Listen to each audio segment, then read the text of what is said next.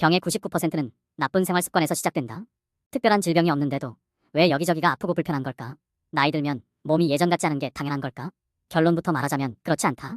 당신이 이유 없이 아프고 피곤한 것은 잘못된 생활 습관 때문이다.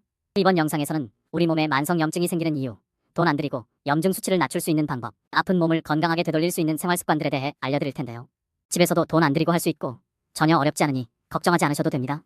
누구나 쉽게 이해하실 수 있도록 핵심만 정리해드리겠습니다. 지금 시작합니다. 책 의사의 반란부터 같이 보시죠. 염증은 왜 생기는 걸까? 흔히들 신체의 한 부분에 통증과 함께 이상 소견이 나타나면 염증 반응이 생겼다고 이야기하곤 한다. 그런데 염증이 무엇이냐고 물어보면 대답할 사람이 별로 없다. 그냥 고름이 나오는 것 아니냐고 대답할 뿐이다. 여기서 고름이 나오는 염증 반응은 감염에 의해 생기는 염증이다. 한마디로 외부에서 들어온 이물질과 싸운 면역세포들의 시체가 고름이 된다고 생각하면 된다. 사실 우리 몸에서는 머리끝에서 발끝까지 염증이 생길 수 있다는 사실 알고 있는가? 눈에 생기는 결막염, 코에 생기는 비염, 귀에 생기는 중이염, 식도에 생기는 역류성, 식도염 등 우리 몸 곳곳에서는 염증이 생길 수 있다. 염증이 생겼을 때는 통증을 동반하게 된다. 그리고 여기서의 통증은 바로 혈액순환과 관련이 있다. 염증이란 손상된 조직을 회복하기 위해 혈류를 늘리는 반응이기 때문이다. 하지만 이렇게 염증이 분명 우리 몸에 꼭 필요하고 살기 위해 거쳐야 하는 과정임에도 염증이 생기면 불편한 증상 때문에 대부분 약부터 찾게 된다. 약국에서 병원에서 처방받아 먹는 약들은 어떤 원리로 염증 반응을 완화시킬까? 바로 앞서 말씀드린 혈관이 확장되어 혈류를 증가시키려는 반응을 억제하는 원리다. 혈관을 수축하게 함으로써 통증을 줄이는 약들인 것이다. 하지만 이런 약들은 증상을 억누르기만 할 뿐 우리 몸을 회복시키지는 않는다.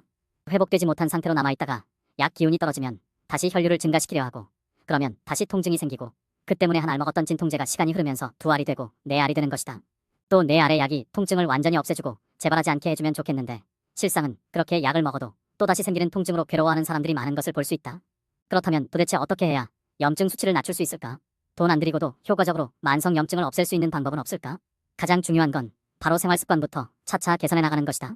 여기서 책 짠맛의 힘을 잠깐 들여다보도록 하자. 첫 번째로 우리는 소금을 통해 염증을 다스릴 수 있다. 최근 소금이 염증을 제어한다는 사실을 밝힌 흥미로운 연구 결과가 나왔다. 미국과 독일 공동 연구진이 기고한 논문을 보면 소금이 인체에 침입한 세균을 물리치는 면역력을 기르는데 기여한다는 내용이 나온다. 소금 섭취가 인체에 미치는 영향을 실험하던 도중 상처가 난 피부에 고농도의 소금이 축적된다는 것을 발견한 것이다. 사실 소금물에서 살아남을 수 있는 세균은 없다.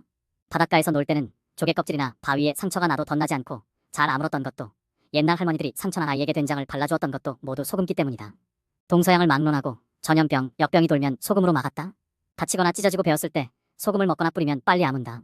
잇몸이나 치아의 염증으로 통증이 심할 때도 소금이 도움이 된다. 여드름이나 종기, 뾰루지, 농, 아토피, 류머티즘, 간염, 결막염 등 모든 염증에는 소금이 필요하다.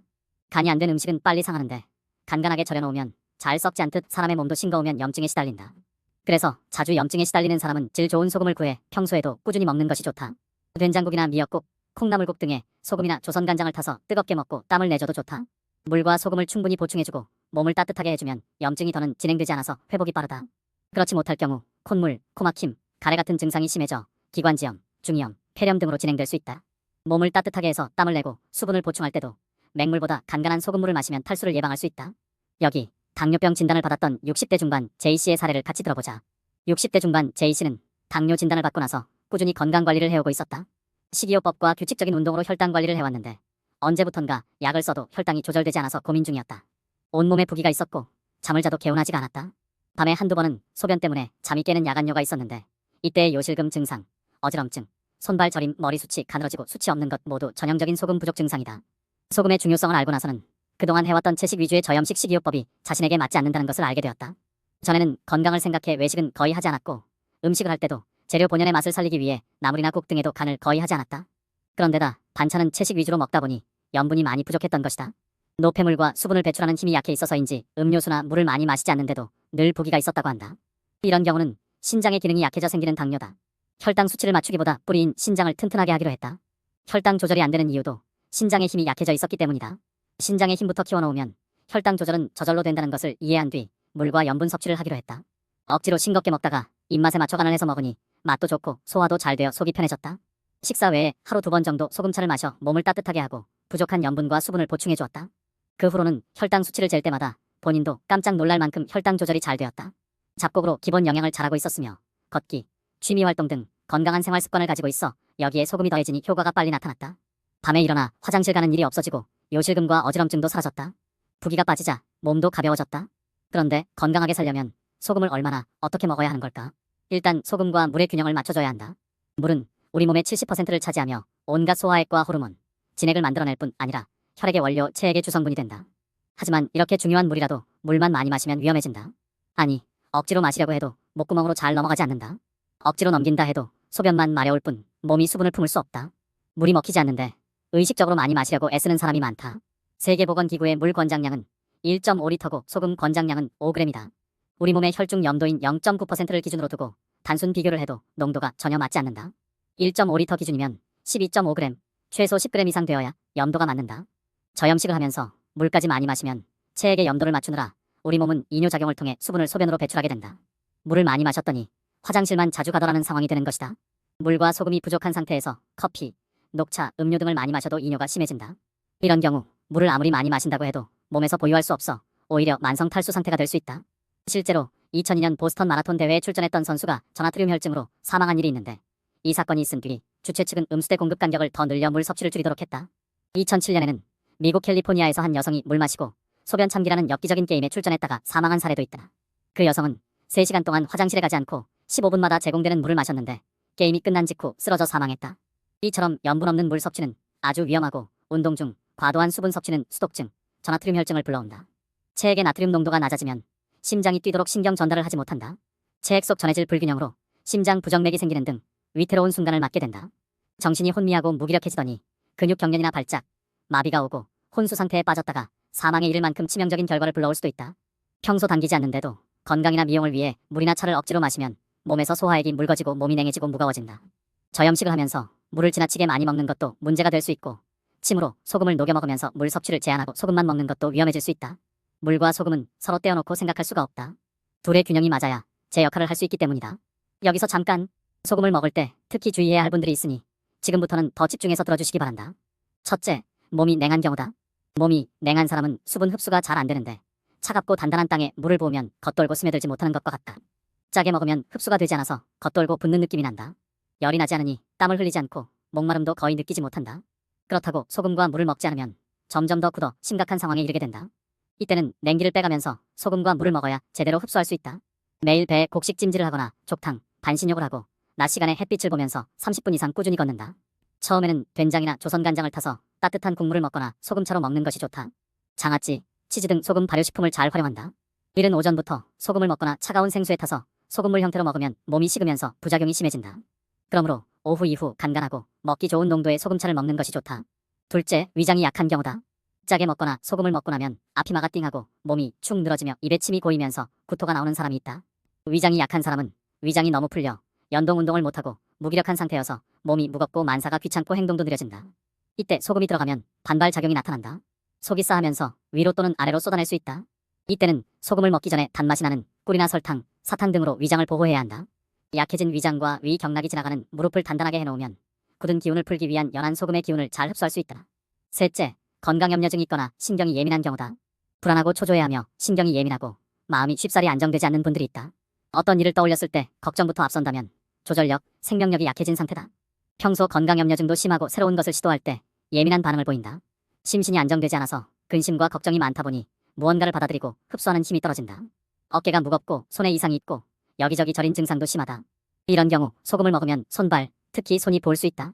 곡식으로는 조, 옥수수, 녹두가 좋고 콩나물, 감자, 우엉, 양상추 등 담백하고 생내나는 것과 떫은 맛 나는 것으로 영양하면 좋다. 어깨 운동, 손 운동으로 심포와 삼초 기운을 강화해주고 걷기로 몸에 열을 만들어주면 물과 소금이 잘 흡수된다. 소금으로 만성 염증을 사라지게 만들 수 있다는 건 알겠는데 다른 방법으로 염증 수치를 낮출 순 없을까? 걷기나 등산도 물론 좋지만 오늘은 운동하기 힘들거나 운동할 시간이 없는 분들을 위해 몇 가지 사실을 알려드리겠다. 책 의사의 반란 저자인 신우섭 원장이 가장 많이 받는 질문 중 하나가 운동에 대한 것이라고 한다. 바로 어느 정도 운동해야 좋은지 묻는 것이다. 그러나 진료실을 찾는 분들은 운동을 안 해서라기보다는 잘못된 식생활을 하고 있기 때문에 질병이 생긴 사람들이 대부분이다. 잘못된 식생활을 하다 보니 혈액순환을 시킬 힘도 없어 가까스로 걸어다니는데 무슨 힘으로 운동까지 할 수 있을까?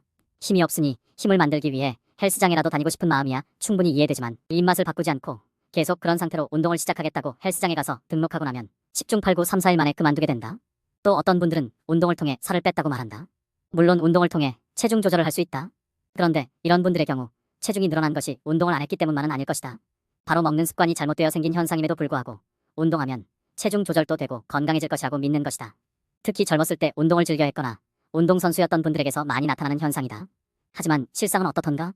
운동을 평생업으로 삼고 살았던 운동선수들이 건강한 노후를 보낼 확률은 적다. 실제로도 직업별 수명을 보면 운동선수들이 그토록 운동을 많이 하고 살았음에도 수명이 짧게 나오는 보고서가 있다. 더욱이 젊은 운동선수들 중에서 갑자기 운명을 달리하는 경우가 있는데 대부분 뇌졸중이나 심근경색 등의 혈관 질환으로 밝혀지고 있다. 즉 아무리 운동을 열심히 해도 먹는 음식이 잘못되면 혈관 내에 노폐물이 쌓이고 이로 인해 일찍 사망할 수 있다. 얼마 전 병원에 내원한 한 궤양성 대장염 환자는 같은 질병을 가진 대부분의 환자와 마찬가지로 마른 체형이었다. 그 대장염 환자는 자전거 동호회에서 열심히 활동하고 있고 가끔 산악자전거도 즐긴다는 이야기를 듣고 근육이 많을 수도 있지 않을까 기대했다. 하지만 체성분을 분석한 결과 그 마른 몸에서 역시 지방이 더 많은 비중을 차지하고 있었다. 알고 보니 그분은 초콜릿과 사탕, 음료수를 틈틈이 섭취하고 있었는데 결국 이런 식습관이 근육보다는 체지방을 만들어내면서 장을 망가뜨려 몸의 균형을 깨뜨렸던 것이다. 우리 몸은 일상생활에서도 항상 근육을 움직이기 때문에 특별히 많은 운동을 하지 않아도 근력을 유지해 나갈 수 있다. 몸에 무리가 올 정도로 과격하게 또한 끊임없이 운동해서 건강을 유지하려는 노력은 나이가 들면서 한계에 부딪힌다. 이런 경우는 당뇨 환자들을 보면 알 수 있다. 당뇨 환자들의 경우 먹고 싶은 것을 마음껏 먹고 운동으로 혈당을 조절하면 된다고 생각하는 분들이 있다. 하지만 이런 방법을 써보아도 점차 시간이 지나면서 당 수치를 조절하는 일이 어려워 약의 용량이 늘어나고 하루에 한 번 먹던 약을 아침 저녁으로 먹어야 하는 경우가 너무도 흔하다. 나중에는 인슐린을 주사해야 하는 상황에 이르기도 한다. 그리고 운동이 건강을 유지하는 근본적인 해결 방법이 될 수 없는 이유는 우리가 50대에 할 수 있는 운동의 강도와 시간을 70대나 80대에도 똑같이 할 수 없기 때문이다. 나이 들면서 젊었을 때와 동일한 양의 운동을 한다는 것은 거의 불가능하다. 그리고 어쩌다 불시에 다치거나 다른 질병으로 운동을 못하는 상황이 되면 당뇨 환자의 경우 당 수치가 급격히 올라 어쩌지 못하는 경우를 보게 된다. 따라서 운동보다 건강을 위해 먼저 해결해야 할 일은 바로 먹는 것, 즉 입맛을 올바른 방향으로 길들이는 것이 중요하다. 세 번째로 과일 섭취를 줄이는 것도 염증 수치를 낮추는 데 도움이 된다. 현대인들은 신선한 채소와 과일이 우리 몸에 꼭 필요하고 많이 먹어야 건강해진다는 생각에 자주 또 많이 먹으려고 한다. 그것도 씹어서 먹는 게 아니라 아침마다 갈아서 또는 즙을 내어 먹는다. 많이 먹어야 한다고 생각하기 때문이다. 그러나 이렇게 먹는 과일은 되레 우리 몸에 해가 될 수 있다. 우리가 필요로 하는 에너지를 곡식으로부터 섭취하는 것은 몸에 무리가 없지만 과일은 부드럽고 달콤하여 빨리 체내에 흡수되어 그만큼 빨리 혈당을 높였다가 빨리 떨어뜨리는 단점이 있다. 과일에는 과당이라는 당분이 존재하는데 이것이 장에 무리를 주는 경우가 많다. 장 누수 증후군의 원인이 되는 것이다. 실례로 대장의 염증성 질환인 궤양성 대장염 환자들은 과일을 먹으면 바로 혈변이 나오고 설사를 하는 경우가 많다. 정상적인 장을 가진 사람들도 과일을 많이 먹으면 변이 풀리고 묽어지는 것이다. 견과류와 과일 위주로 식사를 했다가 췌장에 무리가 와서 병원 신세를 지는 경우도 많다고 하니 인간에게 과일은 결코 주식이 될 수 없음을 반드시 기억해두길 바란다. 지금까지의 글은 책 의사의 반란과 백년 면역력을 키우는 짠맛의 힘에서 가져왔는데요. 요새 주변을 보면 원인 모를 만성염증과 질환으로 고생하시는 분들이 참 많습니다. 사실 이렇게 오늘 구독자 여러분께 만성염증에 대해 말씀드리고 책을 소개하게 된 건 저희 어머니 영향이 큰데요. 어머니께서 몇 주 전 건강검진을 받으셨는데 염증 수치가 상당히 높게 나오셨더라고요. 평소에 항상 피곤해하시고 몸이 부어 있으셨는데 이 증상들의 원인이 만성염증 때문인 걸 제가 뒤늦게 알게 된 거죠. 나이 들면 안 아픈 구석이 없다고 항상 말씀하셨는데 정말 건강검진 결과를 보니 어머니를 볼 때마다 가슴이 참 아팠습니다. 그래서 저희 구독자분들 생각도 많이 나서 이렇게 만성염증 책을 소개드리게 되었네요. 시간 관계상 책의 내용을 전부 소개해드리진 못했는데요. 오늘 소개드린 의사의 반란과 짠맛의 힘책 내용들이 저도 직접 읽어보니 너무 좋더라고요. 여러분도 한번 종이책으로 구매해 읽어보시는 것도 나쁘지 않을 것 같습니다. 병의 99%는 나쁜 생활 습관에서 시작된다. 특별한 질병이 없는데도 왜 여기저기가 아프고 불편한 걸까? 나이 들면 몸이 예전 같지 않은 게 당연한 걸까? 결론부터 말하자면 그렇지 않다. 당신이 이유 없이 아프고 피곤한 것은 잘못된 생활 습관 때문이다. 이번 영상에서는 우리 몸에 만성염증이 생기는 이유, 돈 안 들이고 염증 수치를 낮출 수 있는 방법, 아픈 몸을 건강하게 되돌릴 수 있는 생활 습관들에 대해 알려드릴 텐데요. 집에서도 돈 안 들이고 할 수 있고 전혀 어렵지 않으니 걱정하지 않으셔도 됩니다. 누구나 쉽게 이해하실 수 있도록 핵심만 정리해드리겠습니다. 지금 시작합니다. 책 의사의 반란부터 같이 보시죠. 염증은 왜 생기는 걸까? 흔히들 신체의 한 부분에 통증과 함께 이상 소견이 나타나면 염증 반응이 생겼다고 이야기하곤 한다. 그런데 염증이 무엇이냐고 물어보면 대답할 사람이 별로 없다. 그냥 고름이 나오는 것 아니냐고 대답할 뿐이다. 여기서 고름이 나오는 염증 반응은 감염에 의해 생기는 염증이다. 한마디로 외부에서 들어온 이물질과 싸운 면역세포들의 시체가 고름이 된다고 생각하면 된다. 사실 우리 몸에서는 머리끝에서 발끝까지 염증이 생길 수 있다는 사실 알고 있는가? 눈에 생기는 결막염, 코에 생기는 비염, 귀에 생기는 중이염, 식도에 생기는 역류성, 식도염 등 우리 몸 곳곳에서는 염증이 생길 수 있다. 염증이 생겼을 때는 통증을 동반하게 된다. 그리고 여기서의 통증은 바로 혈액순환과 관련이 있다. 염증이란 손상된 조직을 회복하기 위해 혈류를 늘리는 반응이기 때문이다. 하지만 이렇게 염증이 분명 우리 몸에 꼭 필요하고 살기 위해 거쳐야 하는 과정임에도 염증이 생기면 불편한 증상 때문에 대부분 약부터 찾게 된다. 약국에서, 병원에서 처방받아 먹는 약들은 어떤 원리로 염증 반응을 완화시킬까? 바로 앞서 말씀드린 혈관이 확장되어 혈류를 증가시키려는 반응을 억제하는 원리다. 혈관을 수축하게 함으로써 통증을 줄이는 약들인 것이다. 하지만 이런 약들은 증상을 억누르기만 할 뿐 우리 몸을 회복시키지는 않는다. 회복되지 못한 상태로 남아있다가 약 기운이 떨어지면 다시 혈류를 증가시키려 하고, 그러면 다시 통증이 생기고, 그 때문에 한 알 먹었던 진통제가 시간이 흐르면서 두 알이 되고 네 알이 되는 것이다. 또 네 알의 약이 통증을 완전히 없애주고 재발하지 않게 해주면 좋겠는데, 실상은 그렇게 약을 먹어도 또다시 생기는 통증으로 괴로워하는 사람들이 많은 것을 볼 수 있다. 그렇다면 도대체 어떻게 해야 염증 수치를 낮출 수 있을까? 돈 안 들이고도 효과적으로 만성 염증을 없앨 수 있는 방법은 없을까? 가장 중요한 건 바로 생활 습관부터 차차 개선해 나가는 것이다. 여기서 책 짠맛의 힘을 잠깐 들여다보도록 하자. 첫 번째로 우리는 소금을 통해 염증을 다스릴 수 있다. 최근 소금이 염증을 제어한다는 사실을 밝힌 흥미로운 연구 결과가 나왔다. 미국과 독일 공동 연구진이 기고한 논문을 보면 소금이 인체에 침입한 세균을 물리치는 면역력을 기르는데 기여한다는 내용이 나온다. 소금 섭취가 인체에 미치는 영향을 실험하던 도중 상처가 난 피부에 고농도의 소금이 축적된다는 것을 발견한 것이다. 사실 소금물에서 살아남을 수 있는 세균은 없다. 바닷가에서 놀 때는 조개 껍질이나 바위에 상처가 나도 덧나지 않고 잘 아물었던 것도, 옛날 할머니들이 상처난 아이에게 된장을 발라주었던 것도 모두 소금기 때문이다. 동서양을 막론하고 전염병, 역병이 돌면 소금으로 막았다. 다치거나 찢어지고 베었을 때 소금을 먹거나 뿌리면 빨리 아문다. 잇몸이나 치아의 염증으로 통증이 심할 때도 소금이 도움이 된다. 여드름이나 종기, 뾰루지, 농, 아토피, 류머티즘, 간염, 결막염 등 모든 염증에는 소금이 필요하다. 간이 안 된 음식은 빨리 상하는데 간간하게 절여놓으면 잘 썩지 않듯 사람의 몸도 싱거우면 염증에 시달린다. 그래서 자주 염증에 시달리는 사람은 질 좋은 소금을 구해 평소에도 꾸준히 먹는 것이 좋다. 된장국이나 미역국, 콩나물국 등에 소금이나 조선간장을 타서 뜨겁게 먹고 땀을 내줘도 좋다. 물과 소금을 충분히 보충해주고 몸을 따뜻하게 해주면 염증이 더는 진행되지 않아서 회복이 빠르다. 그렇지 못할 경우 콧물, 코막힘, 가래 같은 증상이 심해져 기관지염, 중이염, 폐렴 등으로 진행될 수 있다. 몸을 따뜻하게 해서 땀을 내고 수분을 보충할 때도 맹물보다 간간한 소금물을 마시면 탈수를 예방할 수 있다. 여기 당뇨병 진단을 받았던 60대 중반 제이씨의 사례를 같이 들어보자. 60대 중반 제이씨는 당뇨 진단을 받고 나서 꾸준히 건강관리를 해오고 있었다. 식이요법과 규칙적인 운동으로 혈당 관리를 해왔는데 언제부턴가 약을 써도 혈당이 조절되지 않아서 고민 중이었다. 온몸에 부기가 있었고 잠을 자도 개운하지가 않았다. 밤에 한두 번은 소변 때문에 잠이 깨는 야간뇨가 있었는데 이때의 요실금 증상, 어지럼증, 손발 저림, 머리 수치, 가늘어지고 수치 없는 것 모두 전형적인 소금 부족 증상이다. 소금의 중요성을 알고 나서는 그동안 해왔던 채식 위주의 저염식 식이요법이 자신에게 맞지 않는다는 것을 알게 되었다. 전에는 건강을 생각해 외식은 거의 하지 않았고 음식을 할 때도 재료 본연의 맛을 살리기 위해 나물이나 국 등에도 간을 거의 하지 않았다. 그런데다 반찬은 채식 위주로 먹다 보니 염분이 많이 부족했던 것이다. 노폐물과 수분을 배출하는 힘이 약해 있어서인지 음료수나 물을 많이 마시지 않는데도 늘 부기가 있었다고 한다. 이런 경우는 신장의 기능이 약해져 생기는 당뇨다. 혈당 수치를 맞추기보다 뿌리인 신장을 튼튼하게 하기로 했다. 혈당 조절이 안 되는 이유도 신장의 힘이 약해져 있었기 때문이다. 신장의 힘부터 키워놓으면 혈당 조절은 저절로 된다는 것을 이해한 뒤 물과 염분 섭취를 하기로 했다. 억지로 싱겁게 먹다가 입맛에 맞춰 간을 해서 먹으니 맛도 좋고 소화도 잘 되어 속이 편해졌다. 식사 외에 하루 2번 정도 소금차를 마셔 몸을 따뜻하게 하고 부족한 염분과 수분을 보충해 주었다. 그 후로는 혈당 수치를 잴 때마다 본인도 깜짝 놀랄 만큼 혈당 조절이 잘 되었다. 잡곡으로 기본 영양을 잘하고 있었으며 걷기, 취미활동 등 건강한 생활 습관을 가지고 있어 여기에 소금이 더해지니 효과가 빨리 나타났다. 밤에 일어나 화장실 가는 일이 없어지고 요실금과 어지럼증도 사라졌다. 부기가 빠지자 몸도 가벼워졌다. 그런데 건강하게 살려면 소금을 얼마나 어떻게 먹어야 하는 걸까? 일단 소금과 물의 균형을 맞춰줘야 한다. 물은 우리 몸의 70%를 차지하며 온갖 소화액과 호르몬, 진액을 만들어낼 뿐 아니라 혈액의 원료, 체액의 주성분이 된다. 하지만 이렇게 중요한 물이라도 물만 많이 마시면 위험해진다. 아니, 억지로 마시려고 해도 목구멍으로 잘 넘어가지 않는다. 억지로 넘긴다 해도 소변만 마려울 뿐 몸이 수분을 품을 수 없다. 물이 먹히지 않는데 의식적으로 많이 마시려고 애쓰는 사람이 많다. 세계보건기구의 물 권장량은 1.5리터고 소금 권장량은 5g이다. 우리 몸의 혈중 염도인 0.9%를 기준으로 두고 단순 비교를 해도 농도가 전혀 맞지 않는다. 1.5리터 기준이면 12.5g, 최소 10g 이상 되어야 염도가 맞는다. 저염식을 하면서 물까지 많이 마시면 체액의 염도를 맞추느라 우리 몸은 이뇨작용을 통해 수분을 소변으로 배출하게 된다. 물을 많이 마셨더니 화장실만 자주 가더라는 상황이 되는 것이다. 물과 소금이 부족한 상태에서 커피, 녹차, 음료 등을 많이 마셔도 이뇨가 심해진다. 이런 경우 물을 아무리 많이 마신다고 해도 몸에서 보유할 수 없어 오히려 만성 탈수 상태가 될 수 있다.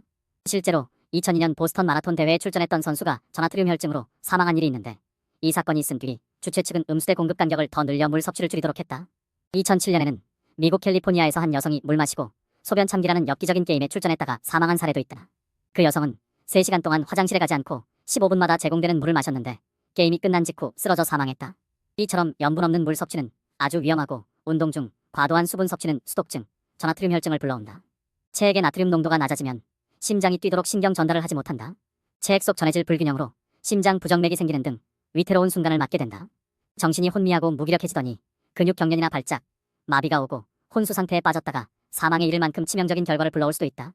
평소 당기지 않는데도 건강이나 미용을 위해 물이나 차를 억지로 마시면 몸에서 소화액이 묽어지고 몸이 냉해지고 무거워진다.